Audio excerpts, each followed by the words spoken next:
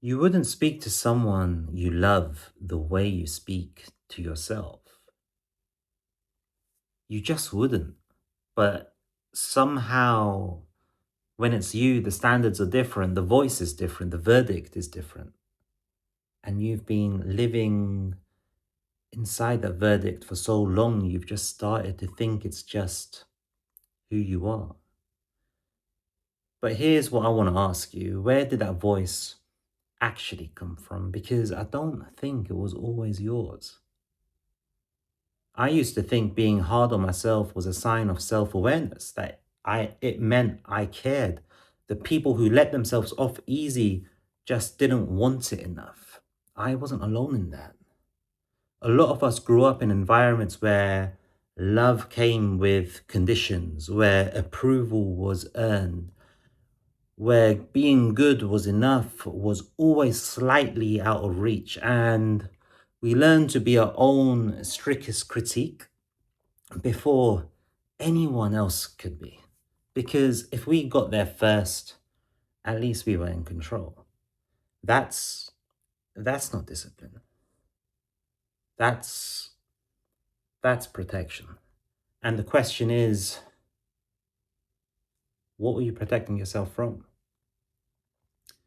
Here's the thing nobody really says clearly enough. The inner critique isn't you. It's a voice you've inherited from a parent, a teacher, a system, someone who made you feel like you were never quite enough. And somewhere along the way, you took that voice inside and made it your own. Because if it was familiar, and familiar feels like truth, even when it isn't, being hard on yourself isn't the same as having high standards. High standards push you forward. The inner critique just keeps you really small.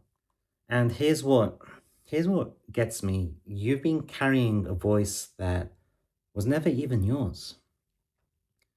The thing about being hard on yourself is that it just doesn't live in your head. It shows up in how you receive a compliment. You deflect it, qualify it.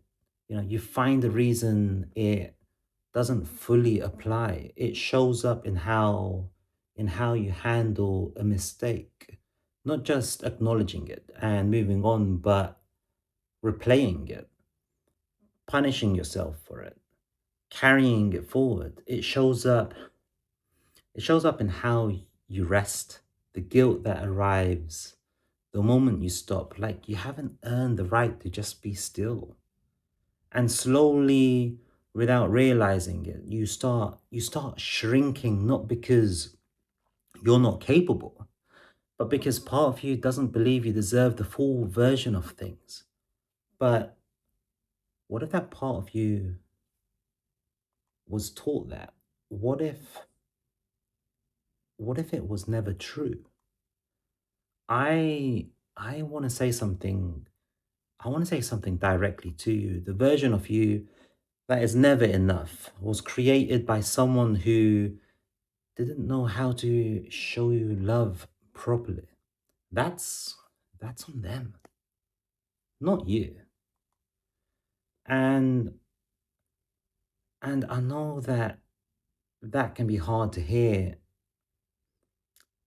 because part of you has spent years defending the people who made you feel this way, finding the reasons, making excuses, saying they meant well. Maybe they did, but meaning well and causing harm aren't mutually exclusive. Both both things can be true. You can love someone and still acknowledge that the way they made you feel was not okay. You are allowed to say that. Let that settle. You you don't have to earn your own compassion. You don't have to perform well enough to deserve gentleness. You don't have to reach a certain standard before you're allowed to be kind to yourself. The voice The voice that says otherwise is not the truth, it's just old. And old isn't the same as right. You you were never the problem. You were just surrounded by people who needed you to believe you were